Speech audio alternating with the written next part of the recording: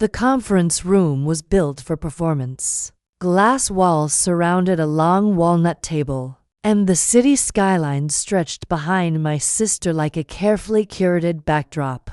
She stood at the front beside a polished screen displaying growth projections in clean blue bars. I sat halfway down the table with a legal pad and a pen I'd owned longer. Then the company had been public. Phase 3 will double our footprint in under 18 months, my sister Lena said smoothly. Assuming the capital infusion lands as expected, it sounded impressive. It would have convinced anyone who didn't understand the assumptions underneath it.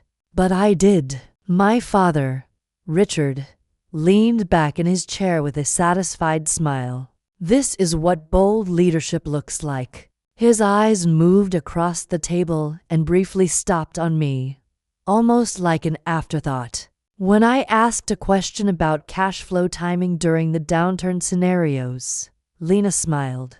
It was the kind of smile people give children when they interrupt an adult conversation. Stick to your little side jobs, she said lightly. Leave business to professionals.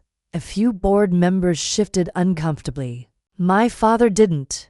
Instead, he nodded. Let's not overcomplicate things. I lowered my pen and wrote a single sentence on my notepad in calm, steady handwriting. Contingency exposure exceeds tolerance. The $85 million Lena had referenced so confidently wasn't bank debt. It wasn't a public offering. It was my fund. 3 years earlier, I had quietly built a private equity firm. Small acquisitions at first. Conservative positioning.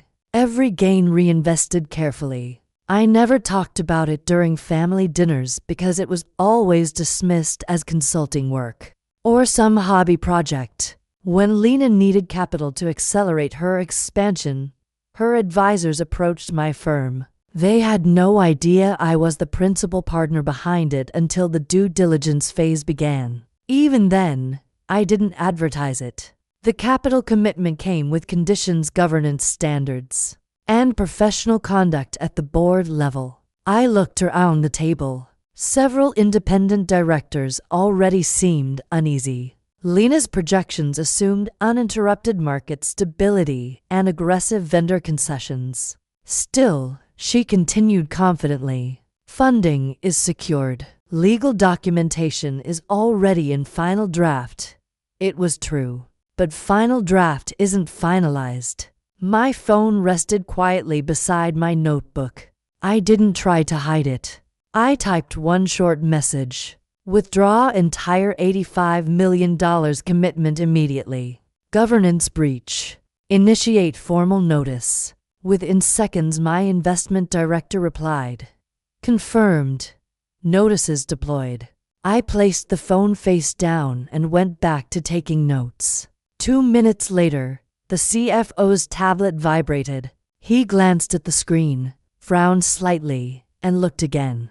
Another notification appeared. He cleared his throat. "Excuse me," he said carefully. "We've received a formal withdrawal notice from..." He stopped mid-sentence when he saw the sender. Lena's confident smile faltered. "From who?" "From Summit Ridge Capital." The room shifted instantly. "That's impossible," Lena said quickly. "We finalized that." The CFO hesitated. "The notice states the commitment has been revoked pending governance review. Effective immediately." My father straightened in his chair. "What review?" The company's legal counsel checked his phone as it buzzed with another alert. After reading the message, he spoke calmly.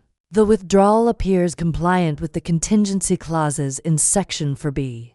The investor has the right to revoke funding before final execution." Lena slowly turned toward me. "Do you know anything about this?" she asked. "Yes," I said. Silence settled across the room. One of the directors leaned forward cautiously. "You're Summit Ridge Capital?" "I am." My father blinked as if he were trying to recalculate a number he hadn't expected. "This is retaliation," Lena said sharply. "It's risk management," I replied.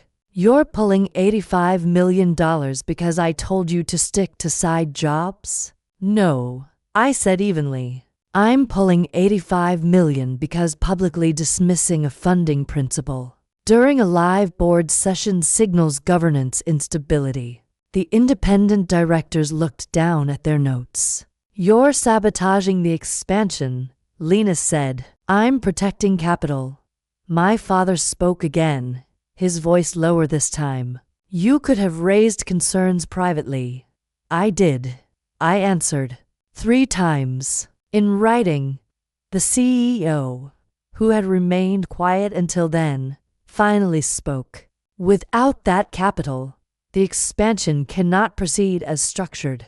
Notifications continued appearing across devices around the table. Legal confirmations, compliance acknowledgments, banking verifications. No one shouted.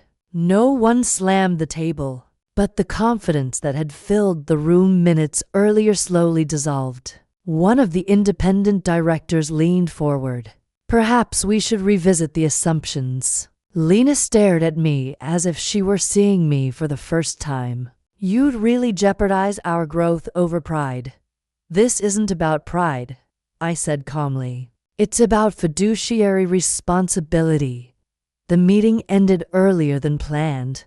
Board members quietly gathered their documents and left the room one by one. My father stayed seated. You've been building this without telling us, he said. Why? I considered the question. Because every time I mentioned scaling something, I said it was called a hobby. He had no response to that. Outside the glass walls, the city skyline continued exactly as it had before. Traffic moved. Buildings glowed in the afternoon light. But inside that room, something had shifted. I gathered my notebook and stood. I'm open to renegotiating, I said calmly. Submit a revised proposal with realistic assumptions and improved governance terms. Lena didn't argue. For the first time in years, she didn't dismiss me either. There was no applause, no dramatic speech, just a quiet recalibration of power. When I stepped into the elevator, my phone buzzed again. Confirmation that the $85 million had already been secured back into our primary holdings. Power doesn't always announce itself loudly. Sometimes it waits patiently to be questioned, and then it answers.